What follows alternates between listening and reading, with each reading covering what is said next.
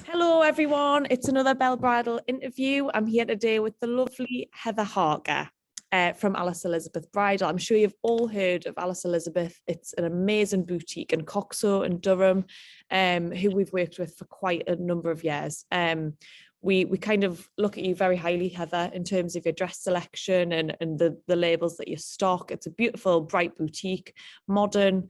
You know your bride and you serve her quite well. So without further ado, I'm going to kind of crack into the questions. And what's unusual about Alice Elizabeth is that it's run by Heather, who has quite a distinct passion for dressmaking. And I think for brides on their dress journey, sometimes you kind of lose sight of that. At the end of the day, you're spending a lot of money on this dress and it's got to be right. Where did your love of bridal begin? So bridal happened when I was 15. Me auntie took me to London to see Princess Diana's wedding dress. The year after the royal wedding, there was an exhibition on, and we had to walk through Clarence's house and look at all the wedding presents, which I just wasn't interested in. I was kind of faster. And at the very end was a huge room with a massive, all that was in this room was a big glass cabinet, and our wedding dress and veil were in this cabinet. And I'd just never seen anything like it in my life. And I'm getting goosebumps now. I can remember that moment just perfectly, and it was then that I thought, I want to design and make wedding dresses. I just stood there with my mouth wide open, and that was it. That was it. And I actually went back last year. I had exactly the same feeling. Yeah. And I filled up. I was stood there like filled up. And I think that's something that you carry through into your day-to-day job as well, isn't it? So yeah, it is. When you're kind of dealing with brides, you remember that feeling. That's the feeling you want to replicate. Yeah, absolutely. So from then, I did a pattern cutting course, and the first wedding dress I designed, I was 20. And from then on, I did a lot of bridesmaid dresses, prom dresses. At first, I used to just make them for family and friends. So I ended up being a seamstress for lots of different shops. And then I had a boutique when I was younger as well, which I ended that when my first marriage ended. Mm-hmm. And I went down a completely different route of being a valuer for an estate agent. Okay. Which I did love, I must admit. But in the background, I was still always altering dresses. I had a sewing room at home, and that was always my passion. Fast forward, and I got back into it again, and I was a seamstress for, again, quite a few boutiques. And it was David, actually, who said, just go for it, you know. Your husband now. Yeah, I heard, just go for it. It's what you love doing. It's what you should be doing. Yeah. And so I did, and here we are. Talk to me a little bit about your mission statement at Alice Elizabeth. So what is it that you want to give to a bride that's different to any other boutique? Oh, this is a tricky one. Bridal's everything to me. When you're becoming a bride, you're in this bride world, and it's all about you. And I would say, if I had to pick a sentence, it would be, it's all about you. Yeah. And when you're stood in the right dress, you get a feeling that nobody you bring with you will get. You just, because they'll get that feeling in their wedding dress, but you get that feeling, you know. And brides will say, what if I don't get that feeling? But you do. So when a bride comes in to the boutique, what's the process like? I've done this for so long, 36 years. I see a bride walk in the door and I think, oh my God, she would look cracking in such and such. You know what I mean? Yeah. But it's a process of, they've got to trust you, and they've got to believe in themselves more than anything. So we have a little chat, and we'll say to them, choose maybe 4 or 5 dresses out that jump out at you for no particular reason. Just choose what you think you're going to wear. A lot of the time they put the dress on that they thought they came to try on, and they're like, oh, I don't like it. I really don't like it. Occasionally it happens, you know, that's the one, but not very often. Yeah. A lot of brides trust us, and I like that. You know, they'll say, what do you think? What would you put me in? Mm-hmm.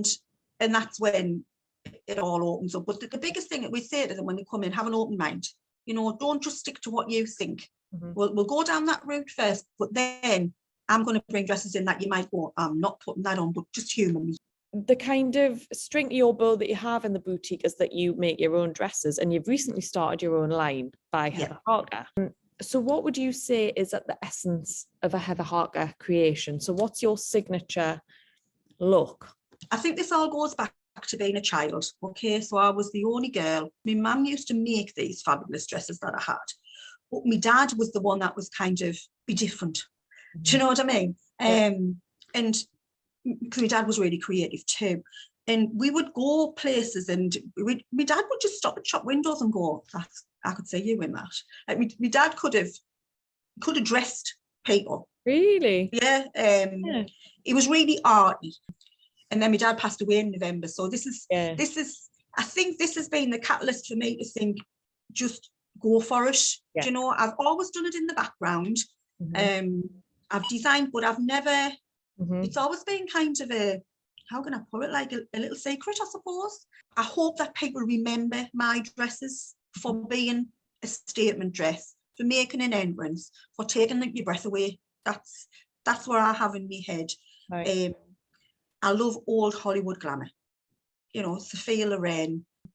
But I think it's also, it should empower you.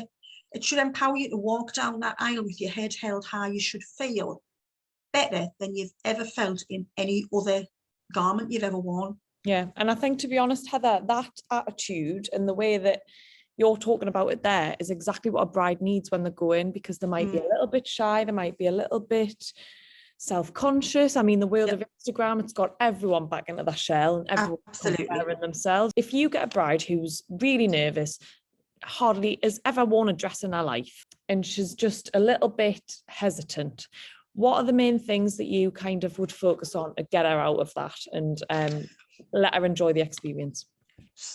It just happens. It does just happen, because I don't know if you've noticed, but I am really down to earth. If you've never been in before, not just our boutique, but any boutique, you know, you're going to spend a lot of money and you're going to take your clothes off in front of people you've never met before. So it is a scary thing. But no kidding, in the first 10 minutes, you realise that you come into our boutique, the door's locked, you've got your own dressing suite to yourself, just for you and whoever you bring with you. We are so down to earth. We just we're ourselves. We don't act, what you see is what you get. Yeah. It's just the way we are. If we haven't got your dream dress, we'll direct you to a boutique that we think you'll get your dream dress. In the past, it's been kind of, we've never advertised it, but if I've had a bride in who I just know exactly what she wants, then I would say, have you thought about having a dress designed and made for you? Because, you know, I can see exactly what it is, and it's not a dress that's there. Recently, what happened is we designed and made Lauren, our manageress's dress. Yeah.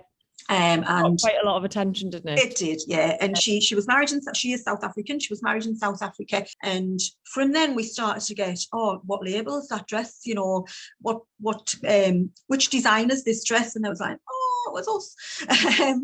And it kind of came from there, because this is something that I've always done, always wanted to have an actual collection, but always been either mostly too busy working in the boutique, but also never really, there's always been something that's held us back confidence wise. Right.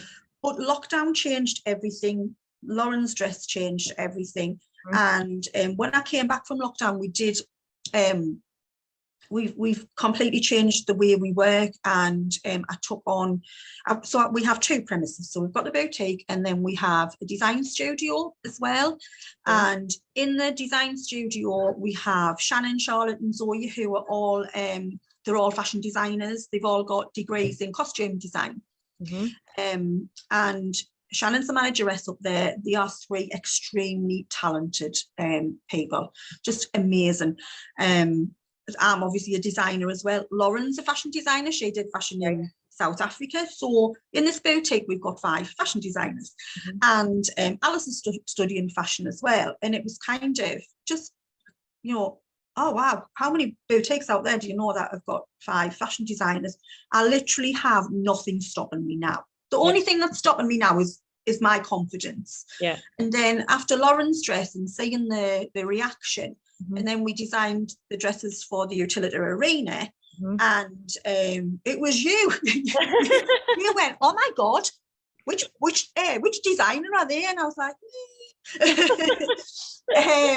how does that make you feel though, when people are are in love, because I saw a lot of that at the arena. For those of you that don't know, Heather and Alice Elizabeth exhibited with us, was it last month? Last month at the Utility Arena at our massive Northern Wedding show there. It was an amazing 2-day event, and they featured some of their bespoke designs on the catwalk. Now, there was a lot of people walking past your stall, stopping, staring at the dresses, and I saw the reaction to them, and I know that you did too. So how does that make you feel?